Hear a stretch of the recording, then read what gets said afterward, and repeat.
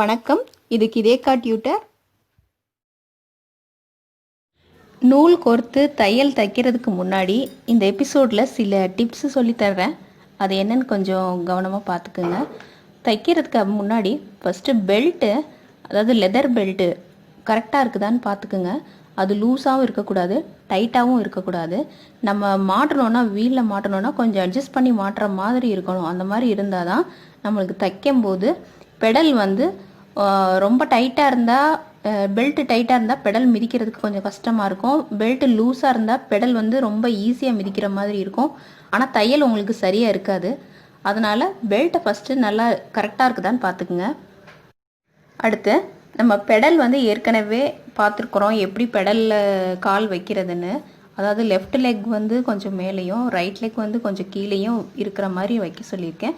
ஏன்னா அந்த மாதிரி இருந்தால் தான் உங்களுக்கு பெடல் பண்ணும்போது ரெண்டு கால்களும் பேலன்ஸ் பண்ணி உங்களுக்கு பெடல் பண்ணுறதுக்கு கொஞ்சம் கஷ்டம் இல்லாமல் இருக்கும். இல்லைன்னா வந்து உங்களுக்கு கால் வலி வரும். நீங்கள் ஒரே இடத்துல பெடலில் கால் வச்சுருந்தீங்கன்னா.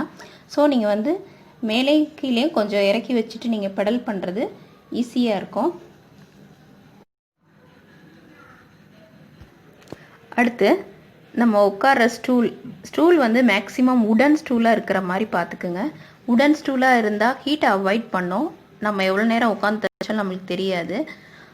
அதனால உடன் ஸ்டூலாக இருக்கிற மாதிரி பார்த்துக்குங்க. ஏன்னா ஸ்டூல் வந்து நம்ம உட்கார்ற மிஷினுக்கு ஹைட்டுக்கு கொஞ்சம் கரெக்டாக இருக்கிற மாதிரி நீங்கள் சூஸ் பண்ணிக்கிங்க. சின்ன மிஷினாக இருந்தாலும் சரி, பெரிய மிஷினாக இருந்தாலும் சரி, ஹைட் கரெக்டாக இருந்தால் தான் நம்மளுக்கு வந்து மூட்டு வலி, கால் வலி வராமல் இருக்கும். அடுத்தது பாபின் கேஸும். பாபின் கேஸ் வந்து புதுசாக இருந்தாலும் சரி, பழசாக இருந்தாலும் சரி, அது வந்து நூல் போட்டோன்னே லூஸாக வராமல் கரெக்டாக இருக்கிற மாதிரி இருக்கும்.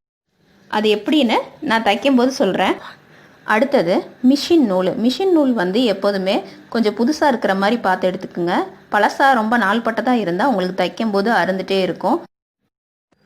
அடுத்தது மிஷின் ஊசி. சின்ன மிஷினுக்கு வந்து ஃப்ளாட்டாக இருக்கும் ஒன் சைடு ஊசி. இது வந்து மேக்ஸிமம் 16ஆம் நம்பர் யூஸ் பண்ணுவாங்க. மிஷினில் ஊசியில் நூல் கோர்த்ததுக்கப்புறம் நம்ம வந்து துணி இல்லாமல் அனாவசியமாக தைக்கக்கூடாது.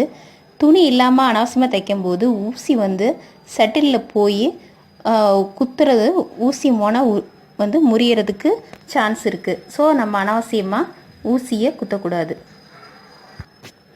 அடுத்தபடியாக கத்திரிக்கோல் எப்படி இருக்கணும்னு பார்ப்போம். கத்திரிக்கோல் வந்து பிளாஸ்டிக் கத்திரிக்கோல் யூஸ் பண்ணுறத விட மெட்டல் கத்திரிக்கோலாக இருந்துச்சுன்னா உங்களுக்கு லைஃப் லாங் வரும். ஸோ நல்லா பிராண்டட் ஐட்டமாக நீங்கள் வாங்கி வச்சுக்கோங்க. தைக்கும்போது கத்திரிக்கோல் வந்து எட்ஜில் இருக்கிற மாதிரி நம்ம வச்சுக்கக்கூடாது. ஏன்னா மிஷினில் நம்ம தைக்கும்போது மிஷின் வந்து கொஞ்சம் ஷேக் ஆகும். அப்போ உங்களுக்கு அதிர்வில் அந்த கத்திரிக்கோல் கீழே விழுகிறதுக்கு சான்ஸ் இருக்குது. அப்படி கீழே விழுந்துச்சுன்னா அடுத்து வந்து அது அந்தளவுக்கு யூஸ் ஆகாது. ஃபஸ்ட்டு டைம் இருக்கிற மாதிரி கத்திரிக்கோல் வராது. ஸோ நம்ம வந்து கத்திரிக்கோலை கேர்ஃபுல்லாக சென்டராக வச்சுக்கணும்.